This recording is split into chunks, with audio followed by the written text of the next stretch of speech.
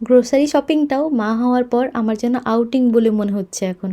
আমেরিকার খুব ফ্যান্সি একটা স্টোরে আজকে গিয়েছিলাম। হাই, আমি আলো। আমার আরেকটি মিনি ভ্লগে আপনাদের অনেক অনেক ওয়েলকাম। আজকে বিকালে রেডি হয়ে বেরিয়েছিলাম সানসেট দেখতে যাব বলে, কিন্তু এখন যে 6:30তেই সানসেটটা হয়ে যাচ্ছে সেটা খেয়ালই করিনি। তো দেরি হয়ে গেছিল আমাদের একটু, তাই আর সানসেট না দেখতে গিয়ে চলে গিয়ে খুব ফ্যান্সি একটা স্টোরে কেনাকাটা করতে। স্টোরটা এতটাই বড়, প্রথম প্রথম কেউ এলে নিঘাত হারিয়ে যাবে এখানে। তো আমাদের খুব খিদেও পেয়ে গিয়েছিল, তো ভাবলাম বাড়ি গিয়ে আর কে রান্না করবে, এখান থেকে কিছু নিয়ে যাব। প্রথমে ভাবলাম স্যুপ খাবো, কিন্তু সেটা শেষ হয়ে গিয়েছিল। তো এই এশিয়ান কাউন্টারটায় এলাম।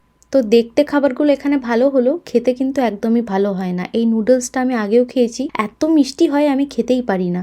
তো এখানেও আমি কিছু রেডিমেড ফুড দেখছিলাম, যেগুলো বাড়ি গিয়ে গরম করে খেয়ে নিতে পারবো, কিন্তু ভালো লাগছিল না দেখে। আমার পিৎজাটা নেওয়ার ইচ্ছে ছিল এখান থেকে, তো পিৎজাটা শেষ হয়ে গিয়েছিল যেহেতু অনেকটা রাত হয়ে গিয়েছিল। আর এখানে দেখুন কত সুন্দর অর্কিডস গুলো, কিন্তু প্রচন্ড দাম। আমাদের বাড়িতে দুটো গাছ অবশ্য আছে।